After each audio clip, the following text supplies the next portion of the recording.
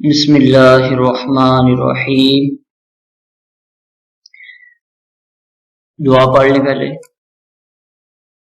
रब्बिश्रह ली सदरी वयस्सिर ली अमरी वहलुल उक़दतम मिन लिसानी यफ़क़हू क़ौली। रब्बी ज़िदनी इल्मा, रब्बी ज़िदनी इल्मा, रब्बी ज़िदनी इल्मा। सल्लल्लाहु अला मुहम्मद सल्लल्लाहु अलैहि व आलिहि वसल्लम।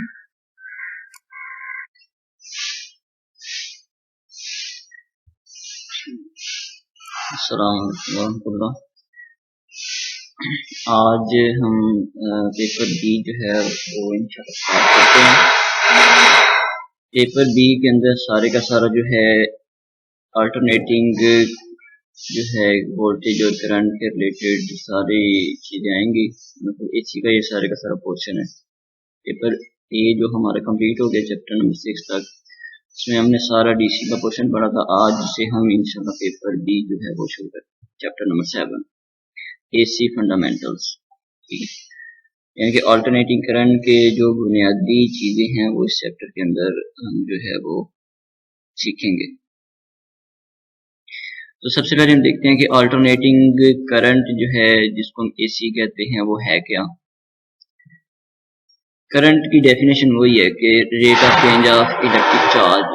ठीक है, और जो अल्टरनेटिंग करंट है वो क्या बनेगी, अल्टरनेटिंग करंट एब्रीविएशन उसका जो है एसी है। ठीक है, it is the flow of electric charge that periodically changes its magnitude and direction. है फ्लो ऑफ इलेक्ट्रिक चार्ज, लेकिन ये एक ऐसा इलेक्ट्रिक चार्ज है जो कि पीरियडिकली यानी कि वक्फे एक खास टाइम पीरियड के बाद वो तब्दील हो जाता है।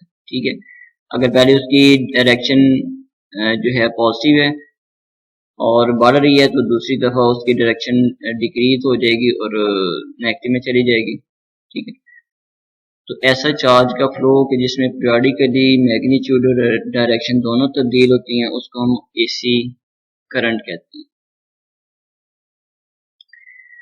अल्टरनेटिंग करंट को भी हम आई से जाहिर करेंगे और इसके भी जो यूनिट हैं वो एम्पेयर हैं और ए से जाहिर किए जाएंगे। AC voltage, such electrical pressure which is used to move the charge from one point of conductor to another with periodically change in its magnitude and direction। ठीक है, यहाँ तक पीरियडिकल से पहले जो डेफिनेशन बनती है वो सारी की सारी हमने डीसी के पोर्शन वोल्टेज की देखी है। ठीक है, लेकिन यहाँ पे हमने साथ क्या कहना है कि पीरियडिकली चेंज हो रही है उसकी मैग्नीट्यूड भी और डायरेक्शन भी, और इसको भी हम वी से जाहिर करेंगे और इसके यूनिट्स वोल्ट्स हैं उसी तरह जैसे हमने डीसी में देखा था। ठीक है, और इसको भी वी से जाहिर करते हैं उसके यूनिट वोल्टेज को।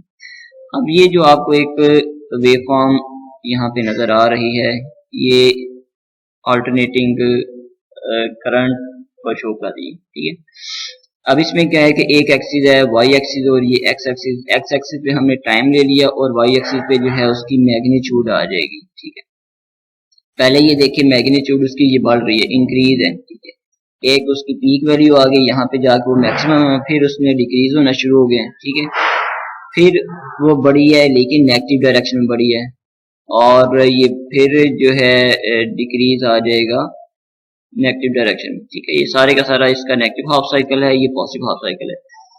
तो एक अल्टरनेटिंग जो करंट है उसकी जो वेव फॉर्म बनी है उसके दो हाफ साइकिल आ गए। एक सारे का सारा पॉजिटिव है यानी कि यहाँ से लेके यहाँ तक इसकी जितनी भी वैल्यूज हैं वो सारी पॉजिटिव हैं और यहाँ से लेके यहाँ तक इसकी जितनी भी ये वैल्यूज हैं सारी की सारी नेगेटिव हैं।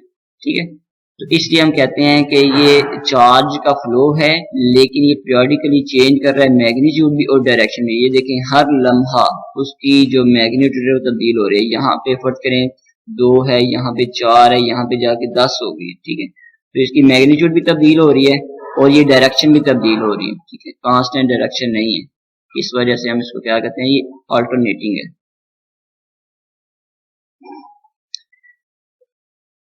अच्छा, जो एसी जनरेटर्स हैं उनका वर्किंग प्रिंसिपल क्या है? जनरेटर बेसिकली हम कहते हैं कि इसमें है कि ऐसी मशीन जो कि इलेक्ट्रिकल वोल्टेज जो है वो जनरेट करती है, उसको हम जनरेटर कहते हैं। ठीक, the machine which are use to generate the electrical voltage are called generator. यहाँ इसका मैंने ये भी बताया था कि such machine which is use to convert mechanical energy into electrical energy. ठीक है, जनरेटर का क्या काम है? मैकेनिकल एनर्जी को इलेक्ट्रिकल एनर्जी में तब्दील करना। तो ऐसी मशीन को हम जनरेटर कहते हैं। और वो मशीन जो specifically sinusoidal AC voltage generate करेगी उसको हम अल्टरनेटर कहते हैं। ठीक है ये भी जनरेटर। अब जनरेटर जो है वो दो तरह के हो सकते हैं, एक एसी जनरेटर होता है, एक डीसी जनरेटर होता है। तो जो डीसी जनरेटर है उसको हम सिंपल जनरेटर कह देते हैं, जो एसी जनरेटर है उसको हम उससे मुमताज करने के लिए, अलहदा करने के लिए हम उसको अल्टरनेटर कहते हैं। ठीक है, तो अल्टरनेटर आपसे पूछ रहे व्हाट इज एन अल्टरनेटर, तो आपने क्या बताना है? Such generator we generate purely sinusoidal AC voltage. ठीक है, उसको हम क्या कहेंगे? वो अल्टरनेटर है। इनका बेसिक जो प्रिंसिपल है ऑफ वर्किंग वो वही है Faraday's law of electromagnetic induction के जब भी हम किसी कंडक्टर को मकनातीसी मैदान के अंदर आके घुमाएंगे तो उसके अंदर ईएमएफ पैदा होती है। ठीक है जी। अब सिंपल एक अल्टरनेटर को हम समझने के लिए एक सिंपल लूप की पहले हम बात करते हैं। तो उसका जो बेसिक डिजाइन है उसमें क्या है कि एलिमेंट्री जनरेटर है to have rectangular loop armature. ठीक है, to cut the lines of force, जो मकनातीसी लाइंस ऑफ फोर्सेस को, मैग्नेटिक लाइंस ऑफ फोर्स को जिसमें कट करना है, जब तक कट नहीं होगा तो फैराडेज लॉ के मुताबिक उसके अंदर ईएमएफ पैदा नहीं होगी। ठीक है, अब एक सिंपल सा आपको एक जनरेटर है कि एक ये मैग्नेटिक फील्ड है जिसके दो पोल हैं, एक नॉर्थ पोल है एक साउथ पोल है। ठीक है, इसके अंदर अब ये आर्मेचर है, यानी कि ये कंडक्टर है।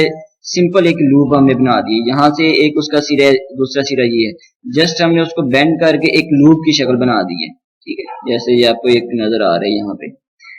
तो इस लूप को अगर हमने से इतना समझ लिया तो बाकी इसका जो वर्किंग प्रिंसिपल है अल्टरनेटर का उसको समझना आसान हो जाएगा। ठीक है, तो जस्ट अभी एक लूप हम देखते हैं कि एक ही कंडक्टर है। ठीक है, उसको हमने ये रेक्टेंगुलर शेप में रखा हुआ है। ठीक है, अब जैसे कि हमने जब प्रैक्टिकल इसका परफॉर्म किया था फैराडेज लॉ की वेरिफिकेशन के लिए, तो वहां पे मैंने आपको बताया था कि एक होती है स्प्लिट रिंग और एक होती है स्लिप रिंग। मैंने बताया था जो स्लिप रिंग है वो अल्टरनेटर में यानी कि एसी जनरेटर में इस्तेमाल होती है, जहां पे ये नजर आ रहा है ये स्लिप रिंग है। ठीक है, जिसका राबता इसके साथ होगा। ठीक है, और ये मूव करते जाएंगे। और दूसरा हमने कहा था स्प्लिट रिंग है। स्प्लिट रिंग डीसी वोल्टेज पैदा करने के लिए इस्तेमाल होती है और जो स्लिप रिंग है वो एसी वोल्टेज के लिए इस्तेमाल होती है। और इसके साथ एक्सटर्नल कनेक्शन बनाने के लिए, करंट कलेक्ट करने के लिए हमने यहाँ पे क्या किया होगा? कार्बन ब्रशेस का इस्तेमाल किया होगा। ठीक है, अब ये मूव करते जा रहे हैं और ये कार्बन ब्रश ये फिक्स है, ये मूवेबल है और ये फिक्स है, लेकिन इन दोनों का कांटेक्ट मौजूद है ताकि जितनी भी एनर्जी यहाँ पे प्रोड्यूस हो रही है वो सारी की सारी यहाँ पे कलेक्ट होगी और इधर आ जाएगा सारा। ठीक है, ये एक सिंपल सा एक मॉडल जो है वो समझाने के लिए बनाया गया है। अब इसकी हम देखते हैं पोजीशन मुख्तलिफ। तो सबसे पहले हम देखते हैं जनाब के जीरो पोजीशन पे क्या होगा कि जब हमने उसको घुमाए नहीं है तो उस वक्त क्या चीज है। अब ये कंसीडर करें कि ये उसी तरह एक मैग्नेटिक फील्ड है जिसके दो पोल है, नॉर्थ पोल है और साउथ पोल है। मैग्नेटिक लाइंस ऑफ फोर्सेस यहाँ से निकल रही है, नॉर्थ पोल से निकल रही है और साउथ पोल में जा रही है।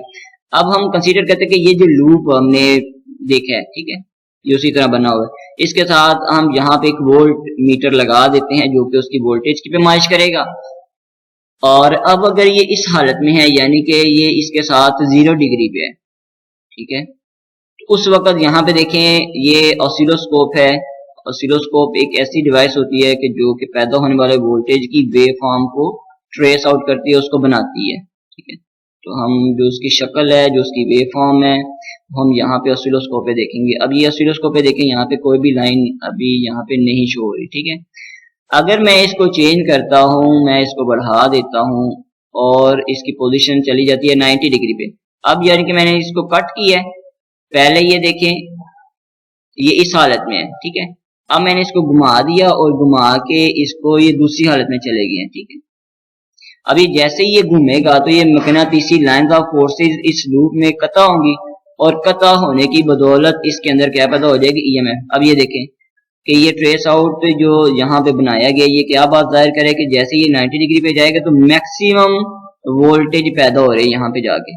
ये जब ये 0 पे था तो मिनिमम वोल्टेज थे, और जब 90 पे चला गया तो मैक्सिमम वोल्टेज पैदा हो रहे हैं। ठीक है, तो 0 और 90 के दरमियान ये वोल्टेज जो है वो इंक्रीज हो रहे हैं। ठीक है जी।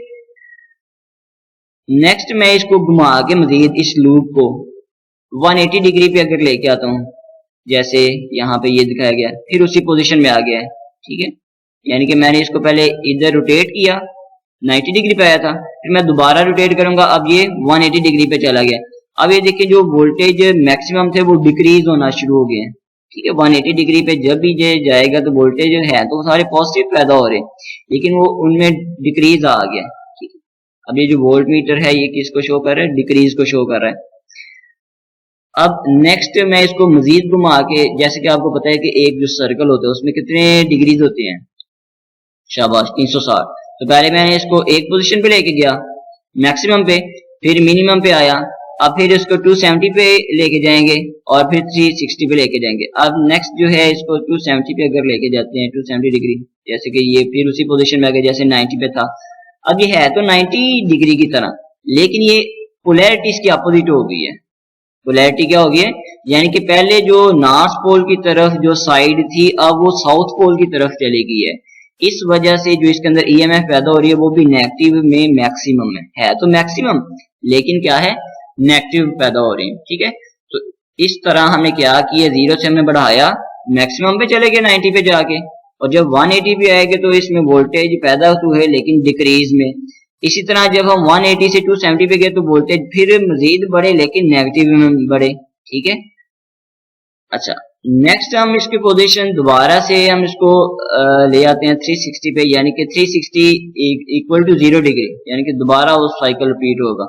अभी देखें ये वोल्ट मीटर ये नेगेटिव में शो कर रहा है कि ये मैक्सिमम पे तो चला गया लेकिन नेगेटिव में चला गया है। ठीक है, जैसे आपको यहाँ पे ये 90 पे मैं दिखाता हूँ, ये देखिए मैक्सिमम पे वोल्ट मीटर शो कर रहा है, ये मैक्सिमम पे भी गई। ठीक है, और जब ये 270 पे आएगा यहाँ पे तो ये किस में चला गया, मैक्सिमम पे गया है लेकिन नेगेटिव साइकिल चला गया उसका। ठीक है जी, नेक्स्ट हम इसको करते हैं 360 पे, तो देन ये क्या होगा, ये लूप उसी तरह हमने इसको रोटेट किया, रोटेट करके ये नॉर्मल उसी पोजीशन पे आ गया जब ये 0 डिग्री पे था। तो अब ये देखें ये मैक्सिमम की तरफ से मिनिमम पे फिर चला गया है। ठीक है, इस तरह हमारे पास क्या होता है कि जब भी हम मकनातीसी लाइंस ऑफ फोर्स को पता करते हैं इस लूप के जरिए, तो इसके अंदर कभी मैक्सिमम वोल्टेज पैदा हो रहे हैं जब ये 90 डिग्री पे होगा, और कभी मैक्सिमम वोल्टेज नेगेटिव में पैदा हो रहे हैं जब ये 270 डिग्री पे होगा। इसके लिहाज से मकनातीसी लाइंस ऑफ फोर्सेस को पता करने के लिहाज से जब इसके इलेक्ट्रिकल डिग्रीज जो तब्दील होंगे तो इसके अंदर पैदा होने वाला ईएमएफ भी क्या होता जाएगा, तब्दील होता जाएगा। और बात समझ आ गई इसकी। तो इस तरह हम क्या करते हैं कि अल्टरनेटिंग वोल्टेज को पैदा करते हैं। और बात समझ आ गई, जिसकी वैल्यू यानी कि मैग्नीट्यूड और डायरेक्शन हर लम्हा तब्दील हो रही है, ये कांस्टेंट नहीं है। जैसे हमने डीसी में देखा था कि उसकी वैल्यू जो है वो कांस्टेंट रहती है, लेकिन इसमें देखें ये तब्दील हो रही है, हर लम्हा ये तब्दील हो रही है। ठीक है जी, अच्छा जो पैदा होने वाले जो वोल्टेज हैं उसकी एक स्पेसिफिक फ्रीक्वेंसी होगी, कोई उसमें स्पीड होगी, कोई नंबर ऑफ पोल्स होंगे। अच्छा, one cycle of alternating current is produced each time a pair of field pole passes over a point on the stationary winding।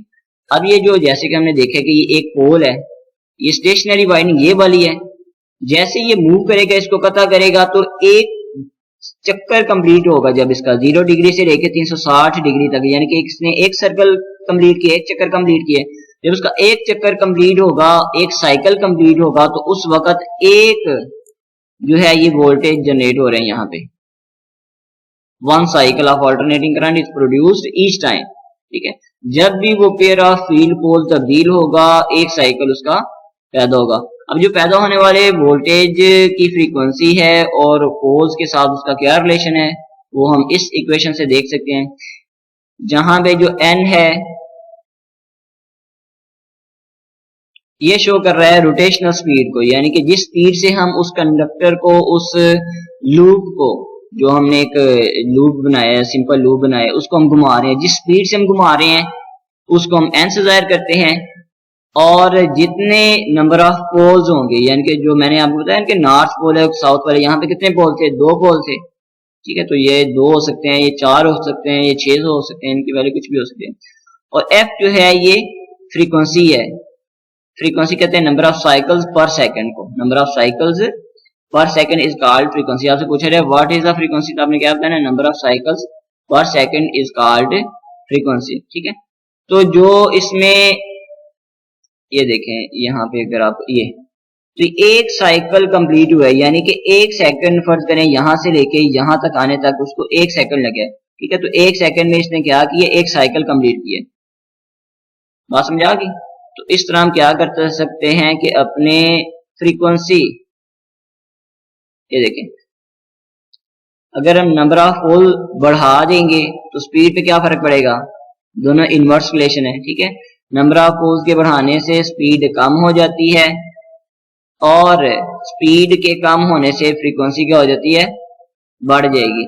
और अगर फ्रीक्वेंसी बढ़ती है तो स्पीड बढ़ेगी, ठीक है। इन दोनों का आपस में डायरेक्ट रिलेशन है और इन दोनों का आपस में इनवर्स रिलेशन है। तो इसलिए हम कहते हैं कि जितनी तेजी के साथ हम उसको घुमाएंगे उतने ज्यादा उसके साइकिल प्रोड्यूस होंगे।